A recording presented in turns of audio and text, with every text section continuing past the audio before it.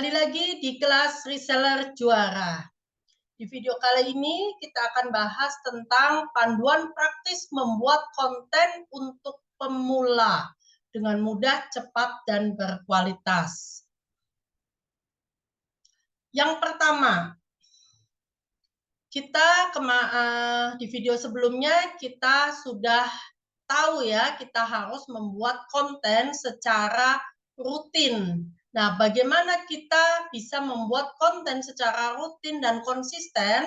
Yang pertama adalah kita siapkan 100 konten pertama. Nah, caranya agar bisa posting konten secara konsisten adalah dengan menyiapkan waktu 1-3 hari ya, untuk membuat konten yang akan diposting selama 1 bulan ke depan. Jadi selama 1 bulan ke depan atau di awal kita sediakan waktu 1-3 hari untuk membuat kontennya. Nah, kita siapkan 100 konten pertama. Yang pertama kita lakukan langkah-langkahnya adalah yang pertama buatlah daftar topik yang sesuai dengan target market Anda. Jadi kita sudah tahu siapa target market kita sudah tahu apa kebutuhannya, sehingga kita siapkan daftar topik yang sesuai dengan kebutuhan target market Anda ya. Setelah kita buat daftar topik, ini contohnya. Contoh saya ketika itu awal saya melakukan bisnis online, itu saya menjual produk Honey Bee Pollen, itu vitamin anak ya, untuk mengoptimalkan kecerdasan anak untuk usia anak 6 bulan sampai dengan 2 tahun. Maka personal branding yang bisa saya pakai waktu itu adalah pemerhati tumbuh kembang anak atau ahli nutrisi. Bahkan sekarang pun di Swanghor sebenarnya bisa kita gunakan ahli nutrisi juga ya. Tapi kalau tumbuh kembang anak enggak, karena tidak ada hubungan dengan anak. Ada tapi ya sedikit lah. Lebih cocok ke ahli nutrisi kalau mau jual produk. Tapi saya sekarang lebih ke kenapa larinya ke bisnis online, karena ketika saya berpindah-pindah bisnis pun itu tidak akan mempengaruhi, karena ketika kita udah nggak jualan produknya, nah itu akan mempengaruhi ya. Nah, target marketnya adalah ibu-ibu yang mempunyai anak balita. Nah, waktu itu saya kenapa berhenti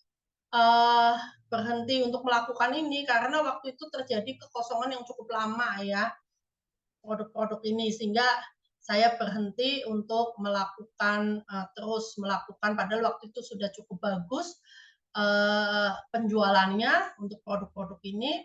Nah, target marketnya adalah ibu-ibu yang mempunyai anak balita. Ini contoh saja ya. Nah, kemudian daftar topik untuk membuat konten. Tumbuh kembang anak, ya, parenting. Ini topik dulu ya, bukan judul ya. Jadi bisa tumbuh kembang anak, bisa parenting, nutrisi bayi, kesehatan bayi, merawat bayi, stimulasi bayi, speech delay, pendidikan prasekolah, jenis permainan anak, dan lain-lain. Banyak sekali. Nah, ini adalah e-book saya pertama yang saya buat. Kemudian cari konten-konten yang berhubungan dengan topik di atas. Bisa bentuk artikel, bisa video, ataupun quote ya. Itu kita cari di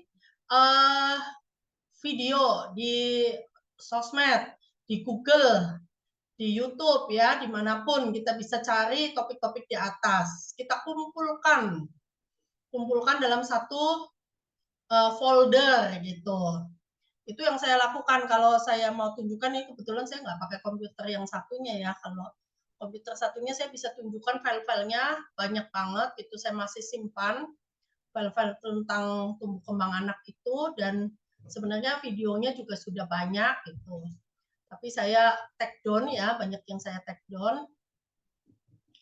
Karena saya memang sifatnya itu tidak saya publish, tapi lebih ke bikin Zoom webinar gitu. Jadi video-videonya itu di unlisted. Seperti yang saat ini saya lakukan, itu juga kan videonya saya unlisted. Jadi kalau orang dari luar nggak bisa menemukan video-video saya, tetapi hanya orang-orang yang sudah saya targetkan, orang-orang yang sudah masuk ke dalam kolam prospek saya, itu yang bisa mendapatkan video-video yang saya buat gitu.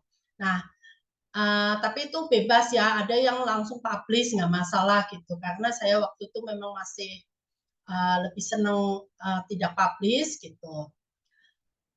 Caranya adalah kita buat konten yang merupakan KSM Anda. KSM itu apa? KSM adalah yang kita kuasai, kita senangi, dan memberikan manfaat. Nah, itu kuncinya ya. Kita buat konten, kalau kita nggak senangi, kita akan kesulitan dalam membuat kontennya. Tapi kalau kita senangi, kita akan menikmati prosesnya gitu. Waktu itu kenapa saya pemerhati tumbuh kembang anak, karena saya baru punya anak twin saya, dan saya memang membutuhkan informasi itu gitu. Jadi saya mencari kontennya itu dengan senang hati karena saya memang butuh ilmunya, saya ingin memperdalam, dan saya juga sudah tahu sebelumnya beberapa tentang nutrisi anak ya, karena sebelum saya punya anak itu sudah berkali-kali ikut seminar kesehatan terutama tentang tumbuh kembang anak. Jadi sudah banyak informasi tentang tumbuh kembang anak itu di otak saya gitu. Jadi sudah sangat saya saya menikmati gitu. Sudah sedikit menguasai, lalu saya menikmati, menyenangi, dan memang saya butuh ilmunya gitu untuk perkembangan anak saya gitu ya. Nah, jadi itu yang membuat saya cepat gitu dalam mencari informasi, mengumpulkan, dan sebagainya. Lalu cari konten sebanyak-banyaknya dan kumpulkan dalam satu folder ya. Dalam satu folder kita kumpulkan. Nah, awalnya kita fokus mencari dulu ya, mencari saja dulu tanpa perlu kita pelajarin dulu isinya apa. Kita cari dulu, oh ketemu, kita simpan, ambil, kita simpan, ambil, kita simpan, masukkan dalam satu folder gitu. Kemudian setelah kita fokus mencari terlebih dahulu, sudah banyak, kita bisa pilah-pilah yang masuk ke topik ini yang mana, masuk topik ini yang mana. Nah, pelajari dan perdalam. Setelah kita pelajari, kita perdalam, lalu kita bahasakan ulang dengan bahasa kita sendiri. Kita bahasakan ulang dengan cara kita sendiri, dengan bahasa kita sendiri gitu. Walaupun isinya sama, tapi kita bahasakan ulang dengan bahasa kita sendiri. Itu caranya. Nah, bagi dalam beberapa konten, misalnya kita ambil kontennya dari video nih, dari YouTube, kita bisa bikin dalam bentuk artikel, bisa buat dalam bentuk video, bisa buat dalam bentuk gambar, bisa buat dalam bentuk vlog. Jadi kita bagi beberapa konten tersebut ya. Lalu buat sampai 100 konten pertama. Setelah kita sudah selesai 100 konten pertamanya, baru kita posting setiap hari. Setiap hari kita posting satu. Maka kalau setiap satu hari satu, berarti 100 konten itu habis dalam 100 hari. Kalau sehari 3 kali, berarti 100 konten dalam 1 bulan atau 30 hari ya, dan seterusnya. Nah, setelah itu kita terus produksi konten tiap minggu. Setiap minggu kita luangkan waktu 1 hari untuk memproduksi konten baru, sehingga kita tidak akan kehabisan konten gitu. Kontennya jadi akan terus mengalir ya. Nah, sumber konten itu bisa macam-macam ya. Bisa buku-buku yang sesuai dengan topik, bisa dengan bedah buku tertentu ya. Nah, postingan lain bisa juga dengan postingan-postingan lain ya, seperti posting aktivitas sehari-hari yang positif tentunya, yang berhubungan dengan topik. Lakukan ini secara konsisten dan komitmen waktu. Nah, ini sudah oke banget nih. Sudah caranya gampang, simple ya. Nah, ada teknologi terbaru yang sekarang ini enak banget ya. Saya sudah ngumpulin banyak sekali konten, cuma belum saya produksi karena saya masih fokus di materi-materi ini. Next, pasti saya akan benar-benar lakukan ini juga. Jadi kita sama-sama melakukan nih, gitu ya. Walaupun saya di sini yang ngajarin, tapi saya tetap juga harus melakukan. Gitu. Nah, teknologi terbaru adalah gunakan ChatGPT. ChatGPT ini, wah enak banget nih. Kalau yang sudah tahu ya, kita bisa bikin konten apapun yang kita inginkan, hanya tinggal ketik, misalnya apa itu tumbuh kembang anak? Nah, nanti langsung tuh muncul tuh tumbuh kembang anak apa. Nanti ada pertanyaan-pertanyaan yang eh, apa namanya bisa kita pilih nih, gitu. Terus apa itu misalnya kalau tumbuh kembang anak tuh bisa apa itu golden age gitu ya.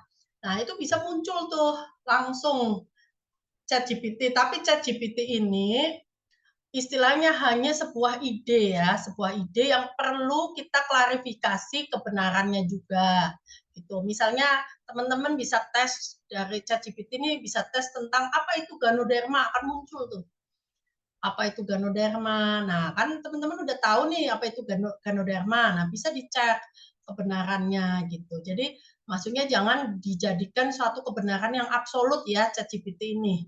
Karena ChatGPT ini bagaimanapun juga dia hanya mesin. Cuma ini akan mempermudah kita ketika kita membuat satu tulisan gitu ya, suatu artikel misalnya kita nggak perlu ketik ulang gitu. Kita tinggal copy paste, habis itu kita baca ulang, kita ganti-ganti dikit gitu, yang kurang sesuai, kurang pas bahasanya kita ganti dikit, kita ganti bahasanya sesuai dengan yang enak kita baca, yang kita mengerti gitu. Cuma kita jadi nggak perlu kayak nulis dari awal gitu, dari nol gitu.